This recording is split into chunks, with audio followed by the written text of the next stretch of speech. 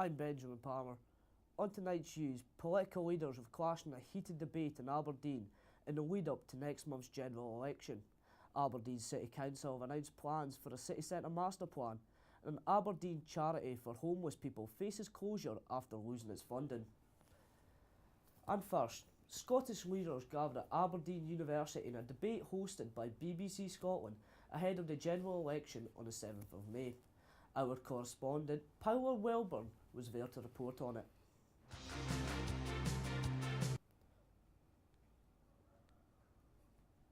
The closest run general election for a generation came to Aberdeen University's Elphinstone Hall last night, as representatives from all six of the main political parties clashed in a live TV debate. And it has come up with a different head. The debate, which was televised by the BBC, was mainly focused on domestic issues, with the Barnett Formula, poverty and EU membership among the issues to arise. I want to keep the Barnett Formula today, tomorrow and forever. We spend £100 million a year mitigating Tory welfare cuts. I want to see all the powers of the European Union brought back to Holyrood and Westminster.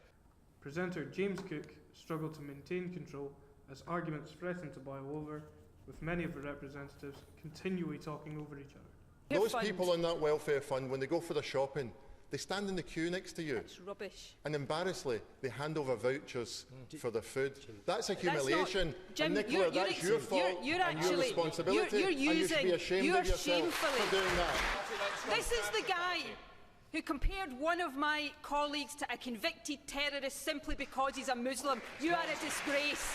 Following the debate, the participants took one final chance to address the public in an attempt to gain their vote.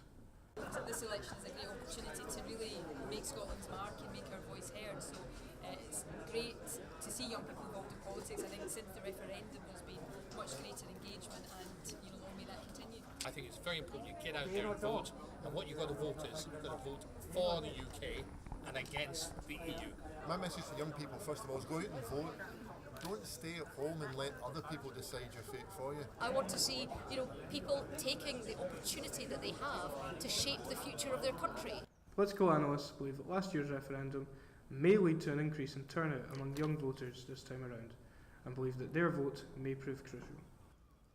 I think there'll be some crossover from the referendum where quite a lot of young people voted. I'm not sure in England, though, you're hearing quite a lot of evidence that a lot of young people in England will not vote and feel disengaged. So I think it varies across the UK. But it will be interesting to see what sort of turnout we actually get in Scotland. They're talking about 66% who've said they will definitely vote of the whole of the electorate. We've been interested to see how many young people actually turn out, because their turnout's been poor in previous elections. My gut says you should probably vote Liberal Democrat, but the way it's coming out here, I guess I agree much more with Labour. I struggle to understand politics. I think it is aimed at older people. So the fact that we can watch it live and kind of get just what's going on, having that more option would be helpful. Following the debate here at Elphinstone Hall, the SNP now have a 49% share of the vote, which means they are now on course for their second consecutive majority, ahead of their nearest rivals, Labour, with 25%. This is Callum Mullen for RGU TV, Aberdeen University. With us today, we have political analyst Bestie Sabri. Bestie, what influence do you think these debates will have on the voters? Well, everyone's opinion is different and everyone has something to say about each televised debate. But generally, people like this. It gets people's attention and they are interested to see this kind of hour-long heated conversations televised on TV. So this is a very positive step to gain more voters in the next election. How do you think it will affect the actual voting turnout? Will more people come to vote for their parties? Well, of course. I think that people are more interested to see this kind of debates rather than individual interviews with the political leaders. It's a better way to see their opinion, ideas, their future plans of their parties also. And it is true that for most of the people, it is obviously more entertaining and interesting way to do this. And of course, this will encourage them to go there and vote and decide their future based on their own opinion, of course. Bestie, you're a political expert. What's your opinion on these kind of debates? Well, a good question. In these circumstances, I would quote Nelson Mandela. A good leader can engage in a debate frankly and thoroughly, knowing that at the end, he and the other side must be stronger and thus emerge closer. So I think that when you are arrogant, superficial, and uninformed, you don't have that idea. So this is much about for our politicians, right? And my answer to your question is, I don't think and I don't find shouting over each other is the right way to do politics. Thanks, Bestie. Almost 1 year after closing due to electrical failure, Aberdeen nightclub The Priory is set to reopen following a £250,000 investment. Jamie Lee Mackenzie is at the scene to find out more. Locals had complained about drug usage on underage customers. With their self-entitled resurrection and a £250,000 investment, the club owners, Epic Group, hope to entice a new standard of clientele. Oh, it's 10 times better. I've been in the old Priory and there was a bit of a, not a bad atmosphere, but a bit of a, it got the wrong name, sort of, whereas we've not just done the image up, completely rebanded it, so I think it's going to be a lot better, yeah. A Labour councillor for George Street and Harbour isn't convinced the investment will benefit Aberdeen. The experience of that business and what it contributes to this street is, you know, not something good for the city. Personally, I think that the Priory is worthless. However, people in Aberdeen seem to be far more enthusiastic about the reopening of the Belmont Street Club. We used to go to the old ones, so we were quite interested to see what the new one holds. Well, yes, as long as it caters for all ages and stuff. Yeah, I quite happily go there.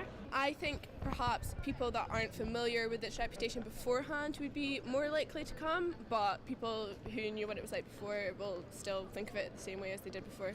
Yeah, well, I went last night and it was pretty good. The Priory is training new bar staff, providing more jobs for young people. The barmen were eager to make the club's famous drink Purple Rain. It was the first night I ever worked in a bar, so it was a bit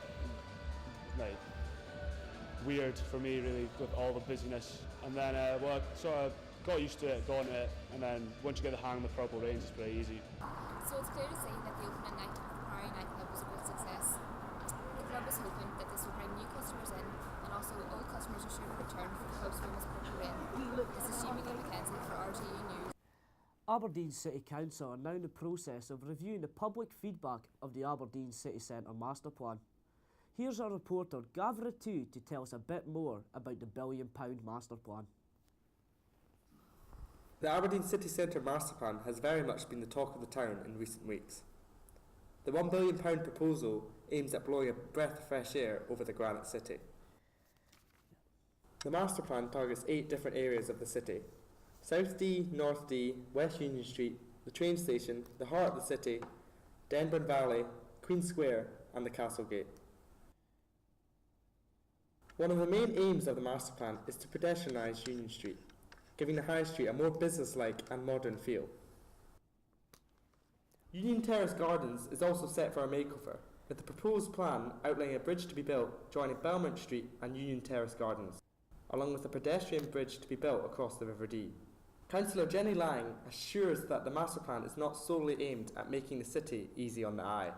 Us to make the city centre a welcoming place so that people want to come and visit, but it's also important that we try to encourage people to come and live and work in the city centre. There are mixed opinions on the proposed master plan. That would be nice if we can change the city centre and make it a paradise. Aberdeen a paradise. I personally like the idea of putting plants on everything, on top of buildings and making gardens everywhere, and maybe even just painting things bright colours or something. That 20 years I think is far too long for maybe a master plan. There's a lot of things that could go different in 20 years financially, socially. I don't believe they've done the right thing with the Marshall Square. However, Councillor Lang believes the decision to redevelop the site opposite Marshall College will benefit the master plan financially. We are aware that we recently took a decision about redevelopment of the site opposite Marshall College. The council has looked at an innovative way in which to shape that up, where we've entered into a lease agreement with private developers. So what we will have is a share of the profits of the businesses that go in there, We're hoping that that will raise us in the region of £100 million over the next 35 years. Last Monday, the latest round of public feedback closed, with a total of 7,000 contacts being made during the process. From first analysis of the feedback, it shows 83% of people were in favour of pedestrianising some streets, whilst 87% favoured proposals to improve city centre shopping areas. 88% backed proposals for better public spaces in the Castlegate and Queen Street areas. And a whopping 95% of people supported projects to improve open spaces around Denver and the River Dee. A full assessment of the feedback is now being carried out before presenting the finalised master plan to the council in the summer. But for now, taking a stroll down the middle of Union Street will remain a mere fantasy for the people of Aberdeen. Gavin Rittu, RGU News, Union Street. The Lib Dem candidate for Gordon, Christine Jardine, has laid down the gauntlet to SNP opponent Alex Salmon ahead of the general It's the Liberal election. heartland. It's, we are the party of the North East of Scotland. And what I'd aim to do is to continue what Malcolm has done, which is to be a strong voice for the North East of Scotland and champion the issues that are important to them, unlike the SNP. However, some residents of Gordon are convinced that the SNP candidate is the way forward.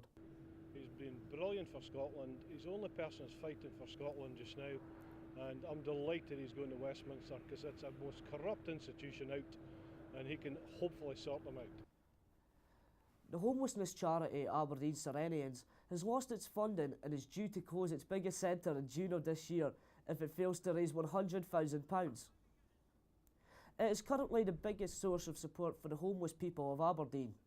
We sent Bethany Ransom to find out more. Aberdeen is the oil capital of Europe and living costs are high.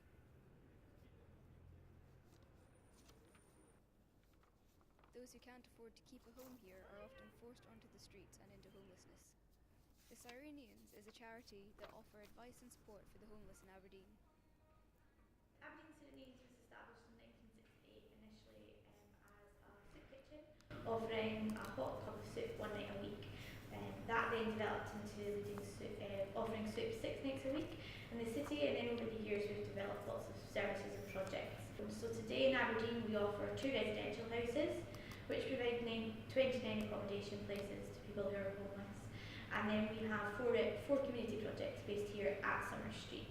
The cost of living in Aberdeen is continuously rising in comparison to the cost of the salaries that people are provided with, and therefore it's not really equaling out, and that's when people are becoming at risk of homelessness. And they're coming to us for practical support, because we're seeing, especially over Christmas, more families choosing between putting the heating on or feeding the children as well. The service has seen a 3-fold increase in people attending the service in the last 18 months. On average it was around 100 appointments per month in 2013, and then last year and continuing to this year we've seen around 300 people per month using the service. Recently our most busiest week was 3 weeks ago when we had 120 people in 1 week come through the door. The Cyrenians have lost their funding and are due to close their centre in June 2015 if they do not reach their target of £100,000. You just go up and you'll get like a hot meal and stuff like that at night, and then I managed to get like a shower and stuff like that as well. That was during the day too. They give you like clean boxers and socks and toiletries and stuff like that basically. Like if people's got problems, like maybe like filling out forms, like for like the unemployment benefit, stuff like that. If people's got problems with forms and that, they'll help you out with filling out forms. Same for the housing, they'll give you a hand with that as well. Only other things, the churches. Like there's a lot of churches in Aberdeen, they do a really good job as well. Like, how are the council with you in terms of dealing with the council sometimes a bit of a hassle? Council are a bit naive to, according to them, there's no homeless people in Aberdeen and stuff like that. That's their attitude basically. Cyrenians say that they're seeing an average of 10 new clients every week. Aberdeen Council are not funding the charities such as these. Without them, the homeless people can only rely on churches and food banks for support, and many of the homeless people will feel the absence of the Cyrenians.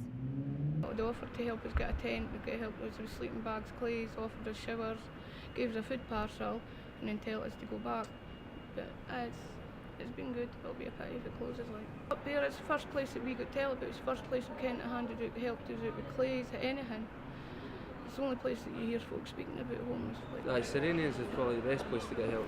They give out sleeping bags, quilts, getting the help with anything else as well. Bethany Ransom reporting for RGU on Summer Street.